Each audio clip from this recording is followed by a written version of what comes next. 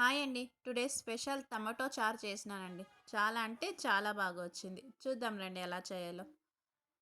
1 spoon కందిబ్యాళ్ళు, 1 spoon ధనియా, 1 spoon జీరా, కొద్దిగా ఒక half spoon మిరియాలు, 1/4 స్పూన్ మెంతులండి. అలాగే 3 వట్టిమిరపకాయలు.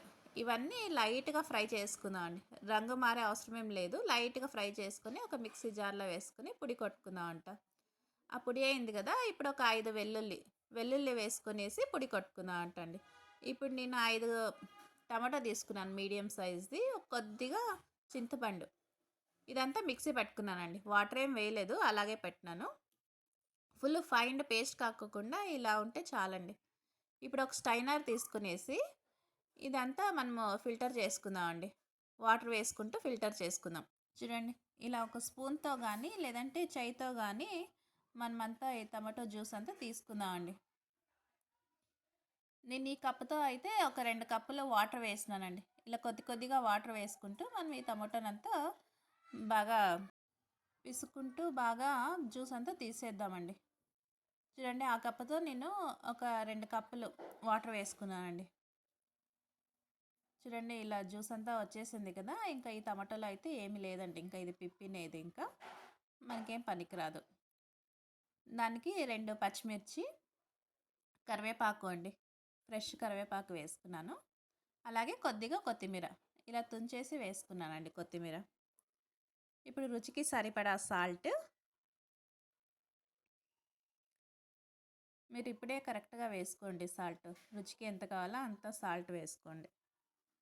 ఒక హాఫ్ స్పూన్ పసుపు. ఇందాక మనం మిక్సీ పట్టుకున్నాం కదా! రసం పొడి. ఆ రసం పొడి వేసుకుందామండి. మొత్తం అంతా వేసేసేయండి. కరెక్ట్‌గా సరిపోతుంది. ఇలా అంతా ఒకసారి బాగా మిక్స్ చేసుకునేసి స్టవ్ మీద పెట్టేసి ఒక 5 నిమిషాలు ఉడికిద్దామండి. చూడండి, ఇలా అంతా ఒక 5 నిమిషాలు ఉడికిస్తున్నాను కదా! మన క్వాంటిటీని బట్టి మనం ఎంత రసం వేసుకున్నామో దానికన్నా కొద్దిగా తక్కువ అవుతుంది కదా రసము. అప్పుడు మనకి బాగా ఉడికింటుందండి. కొద్దిగా బెల్లం వేసుకున్నానండి 1 స్పూన్. బెల్లం ఆప్షన్ అండి. మీకు కావాలంటే వేసుకోవచ్చు. మేము రసానికి బెల్లం వేసుకుంటాము. ఇప్పుడు రసం అయితే ఉడికిపోయింది. అందుకు ఒక పోపు పెట్టుకుందామండి. ఒక పాన్ పెట్టుకునేసి అందులో 2 స్పూన్ల ఆయిల్ వేసుకొని ఆవాలు, జీలకర్ర, వెల్లుల్లి, వట్టిమిరపకాయ, కరివేపాకు వేసుకొని అది బాగా ఫ్రై చేసుకునేసి ఈ రసంలో వేసుకుందామండి.